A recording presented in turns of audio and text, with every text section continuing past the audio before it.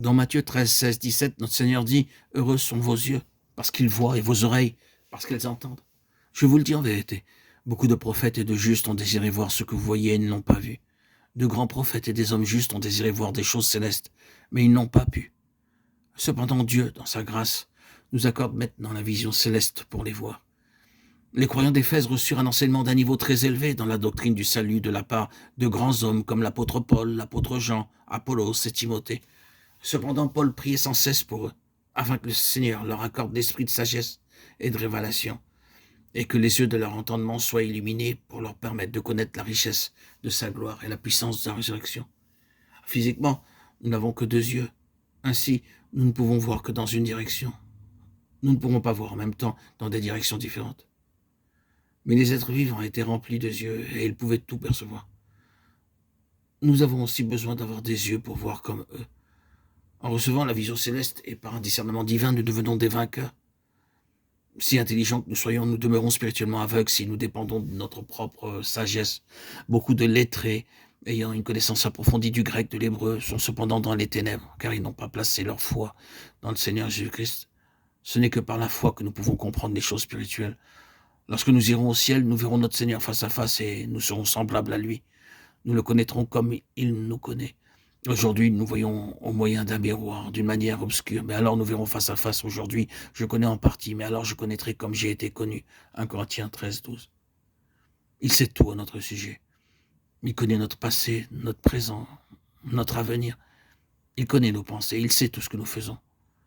Quand nous le verrons, nous connaîtrons tout. Au ciel, il n'y aura aucune question. Nous connaîtrons toute personne et toute chose. Là, il n'y aura plus d'étrangers. Nous constatons que les 4 êtres vivants avaient des apparences différentes. Le premier être vivant était semblable à un lion, le second à un veau, le troisième avait la face d'un homme, et le 4e être vivant était semblable à un aigle qui vole. Ces 4 êtres vivants symbolisent les 4 principales caractéristiques de notre Seigneur Jésus-Christ. Le lion représente la royauté du Seigneur Jésus. Le lion est appelé le roi des animaux, il représente la force et le courage. Lorsque le lion traverse une rivière, il avance en ligne droite, même si le courant de la rivière est rapide. Il ne suivra pas des chemins détournés. D'autres animaux sont effrayés, mais le lion ne l'est pas. Même un homme vigoureux sera emporté par le courant de la rivière, tandis que le lion avance en ligne droite. Ainsi, nous devons recevoir la nature de notre Seigneur Jésus-Christ, une nature semblable à celle d'un lion. En premier lieu, nous recevons le Seigneur Jésus-Christ comme notre sauveur, mais après, nous découvrons qu'il est notre roi. Beaucoup de croyants ne le reçoivent pas comme leur roi, car ils désirent suivre leur propre chemin. Si le Seigneur Jésus-Christ doit être notre roi céleste, il faut absolument qu'il soit souverain dans nos cœurs et nos vies. Nous devons faire chaque chose avec sa permission. Durant notre scolarité, nous devrions obtenir pour tout détail la permission de notre maître. De la même façon, nous devons aller au Seigneur Jésus-Christ et chercher à obtenir sa permission pour toute chose.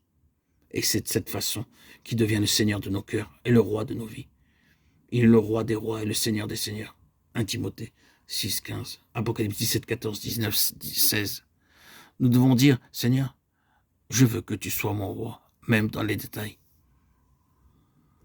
Il faut qu'il nous gouverne, nous conduise et nous possède. Souvent, nous allons seulement à lui pour recevoir quelque chose. Nous cherchons à obtenir son aide pour notre travail. Une promotion, notre mariage, nos enfants, notre guérison, pour être libérés de nos ennuis ou recouvrer des choses perdues et pour obtenir la victoire sur l'ennemi.